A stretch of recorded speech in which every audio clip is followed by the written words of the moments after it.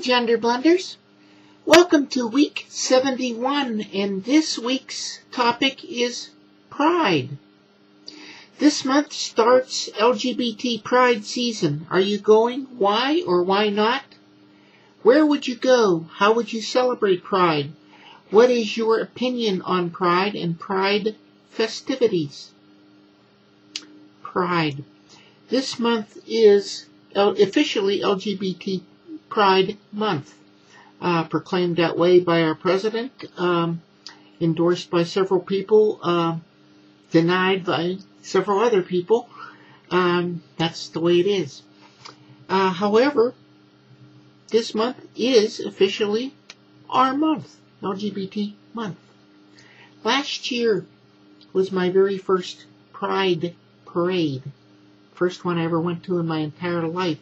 Yeah, I knew about it, peripherally, but it never affected me. I never thought about it until last year, when I was just starting my transition.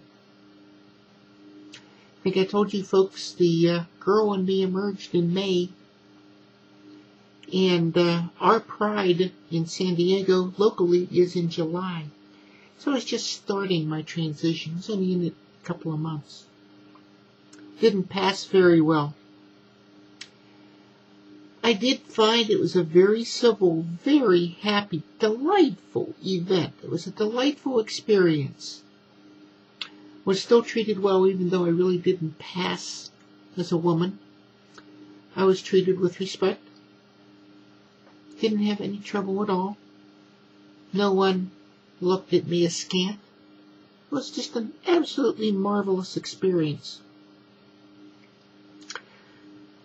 So I went to the Pride Parade.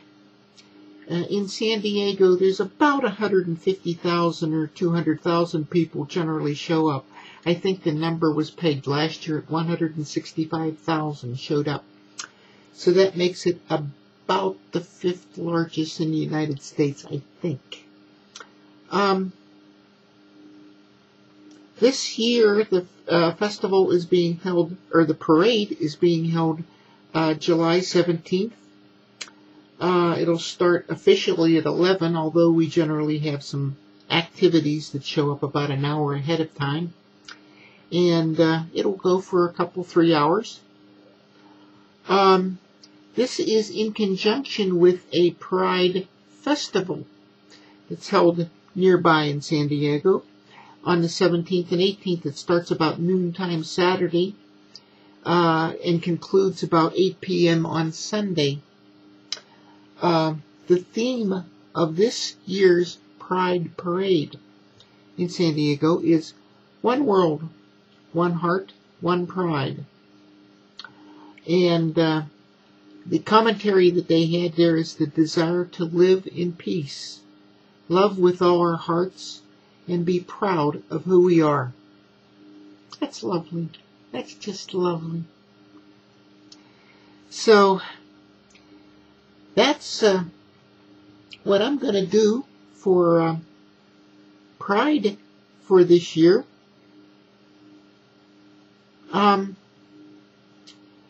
I can go to Los Angeles, and I just may do that, actually, next weekend, June 13th at 11 a.m. The Pride Parade starts in Los Angeles.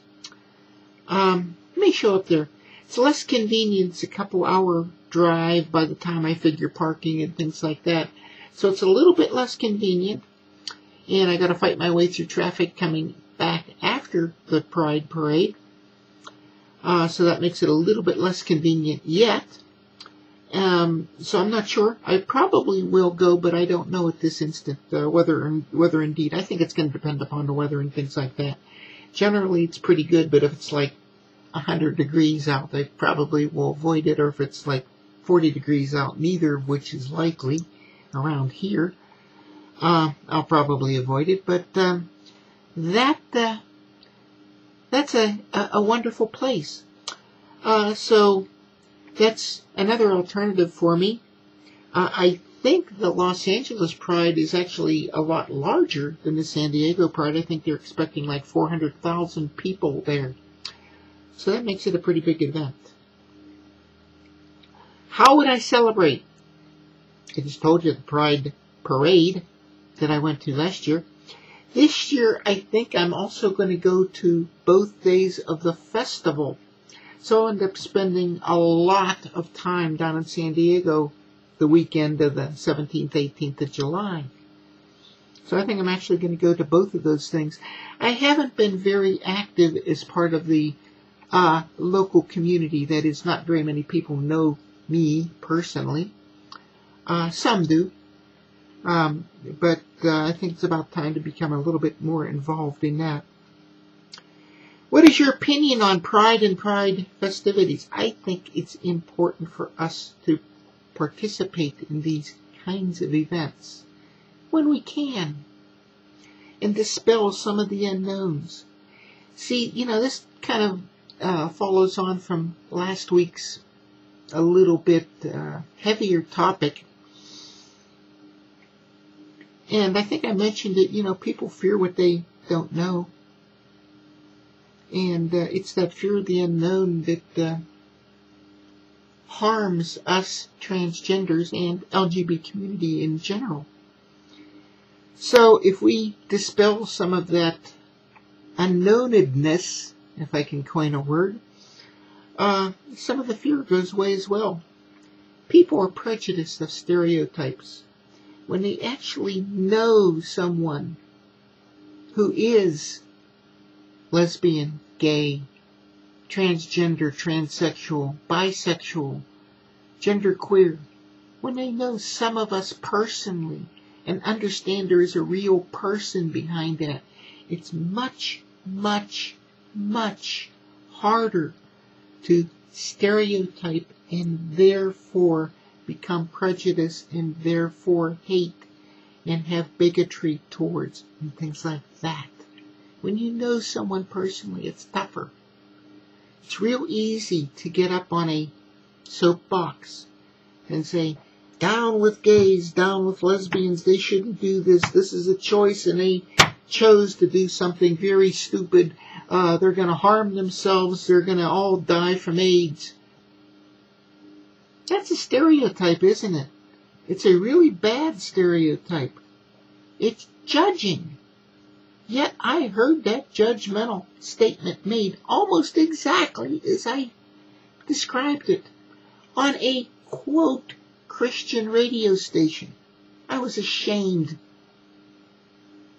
I was ashamed of that person saying that. Because that's not what Christ taught. But I'm backing off into my own particular beliefs, and I don't really intend to do that. But, when people do know us, it's much, much harder to become stereotypical and afraid of us, because now they know us. They can put a name and a face, or sometimes names, behind that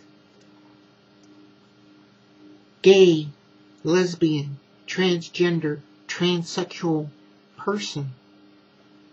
And now no longer does that stereotype have any power over them. This month is Pride Month, folks. Go out there and show everyone that you are proud. By the way, this is a dried flower lei, wrist lei, that I got at Pride last year. And I dried it just to preserve it, and it's been up on my wall the entire year. I'll get a new one, of course, at this year's Pride.